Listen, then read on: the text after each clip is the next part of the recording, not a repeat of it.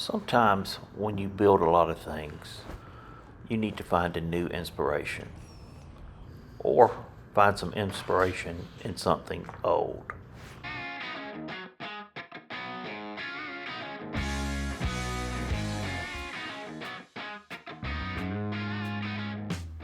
French curves are design tools that used to be used in drafting before CAD drawing became popular.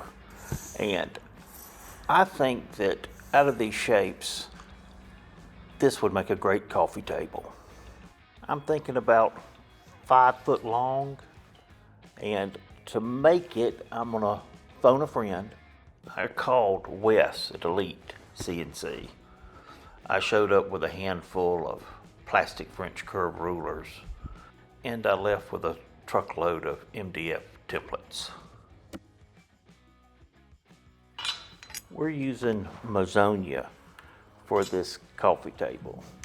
It's a dark wood, also known as African walnut. We're gonna break it down, and whatever's not used for the top, we're gonna save for the legs later.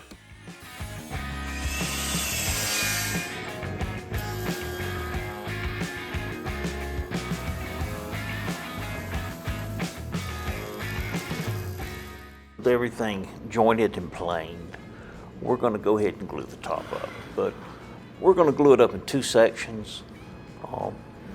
This top is going to be about 1 3/8 inches thick, and being 5 foot long, it's pretty hard to deal with.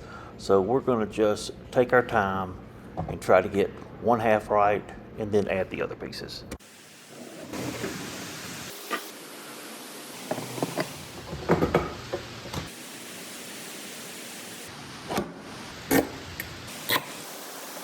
With the top glued up and drying, we're going to have to make some legs.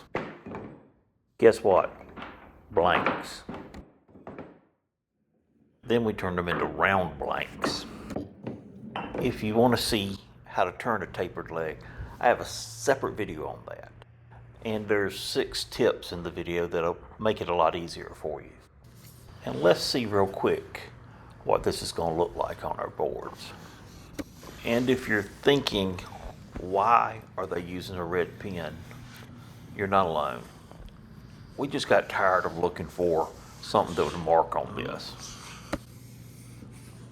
We're going to cut it on the bandsaw, rough out the shape. Definitely a 2-person job because this thing is very heavy.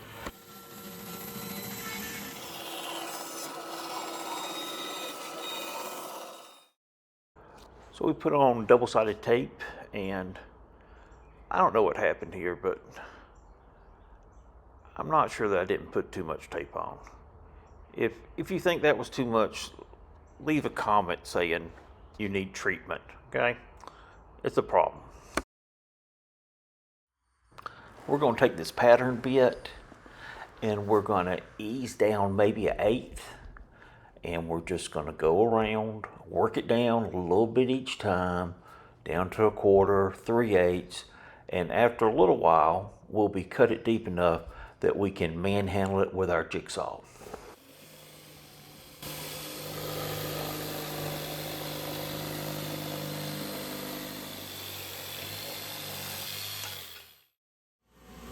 Guess what? More routing. But this time we're on the big table with the big router, with the big bit, and we're making pretty quick work of finishing up this shape.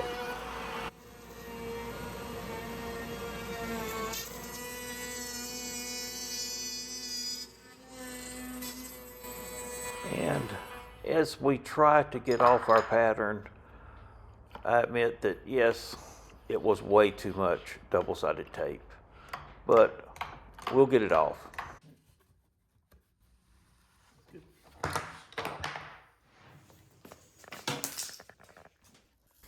And after we get off this double-sided tape, we're going to do a little rough sanding. We're probably going to start at about 80 grit. We're going to work up to 120. We're going to do the surfaces, and then we're going to work on the edges. And these curves are going to take a good bit of work, especially these little inside curves you can't get to.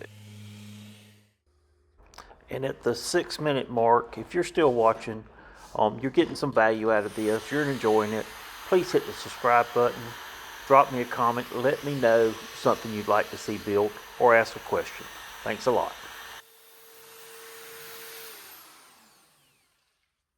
We're going to mix up a little bit of epoxy here, and we're going to seal the inside edges of these interior spaces. We decided to pour these in black epoxy, and we want to do whatever we can to eliminate any bubbles coming out of the wood.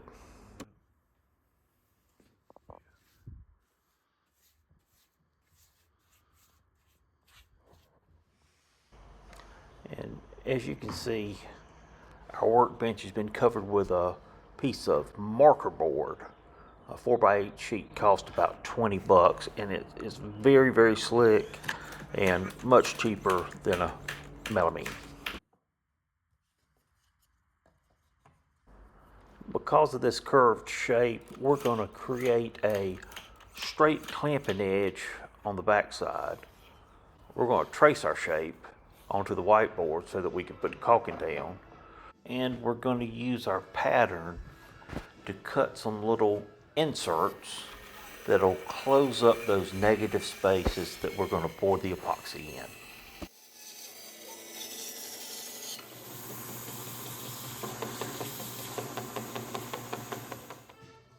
With everything sanded to shape, we're going to put a little bit of packing tape on the edges of these to try to facilitate a better release from the epoxy. We're going to caulk them down to the table, and we're going to caulk them to the tabletop, and we are just about ready to pour.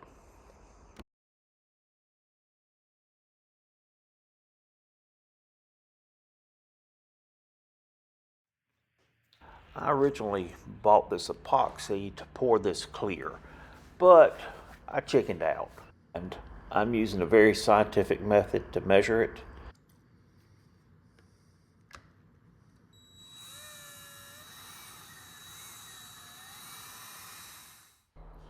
And I would say that it is equally satisfying as well as terrifying when you start pouring your epoxy.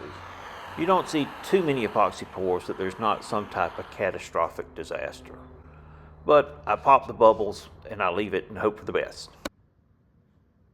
Didn't really have a leak, but I made a leak messing with it. The epoxy was showing that the top was unlevel, so I kept jostling till I broke it.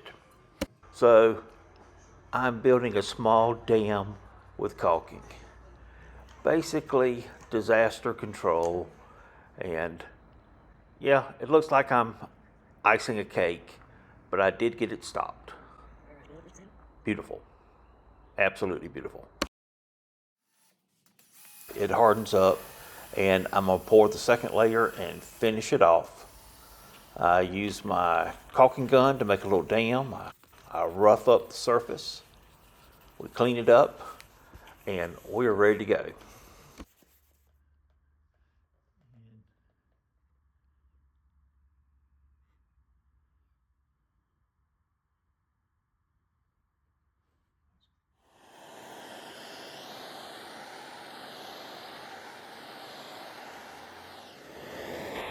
And now we just have to wait for it to harden and cure.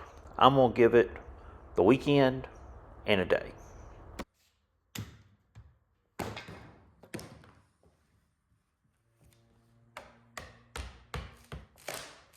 The deforming is pretty uneventful. I'm really pleased with the way this whiteboard works, and it's pretty economical.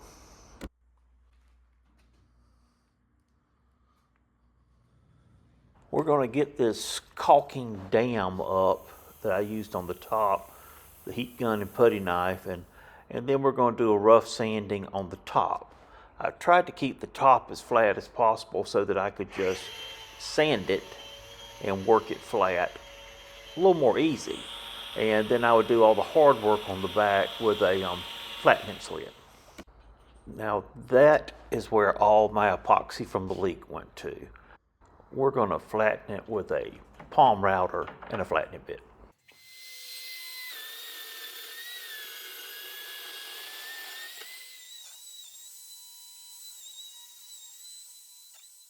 What can you say about flattening besides it's very, very messy? And by the time I was through, the bit was pretty dull and it left the bottom looking like this. But it doesn't really matter. We're going to sand it.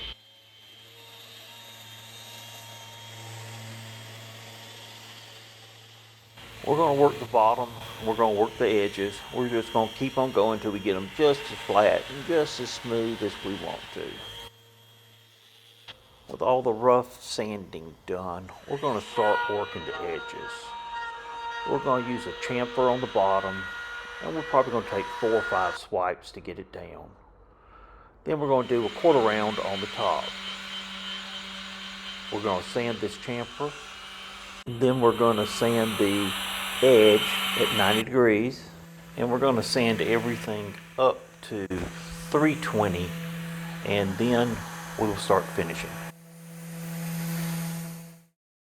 First, I need to place these legs. Being this is a very unusual shape, you get to put the legs wherever you want to. So I placed them, marked them with chalk. I'm going to use my center finder to mark the center of these circles. I'll drill the holes and screw the inserts in, and then we can finish.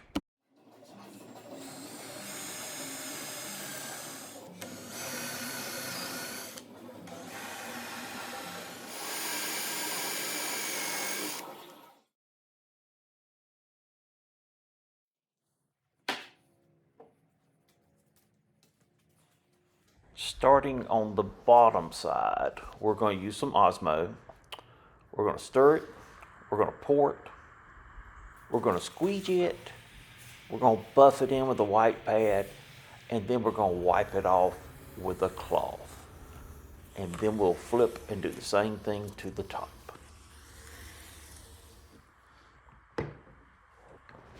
While we're finishing the top, I want to talk about my YouTube channel. And one of the things that I'm going to start doing is I'm going to start posting a lot in the community section. If you go check it out, it'll have a lot of progress pictures, different things that aren't big enough for a video, and would really like to have a dialogue with some of y'all. You know, the reason we do this is because we love woodwork and we love to talk about it. So if you get a chance, check it out. Just a few things to do to these legs. We're going to recess in a leveler on the bottom, and then we're going to finish them, and we'll be ready to screw them on, flip the table, and we'll see what it looks like. So finishing up, we've got a 5-foot coffee table inspired by a French curve, a design tool from the 1800s, and a table made out of African walnut and epoxy. Thanks for watching.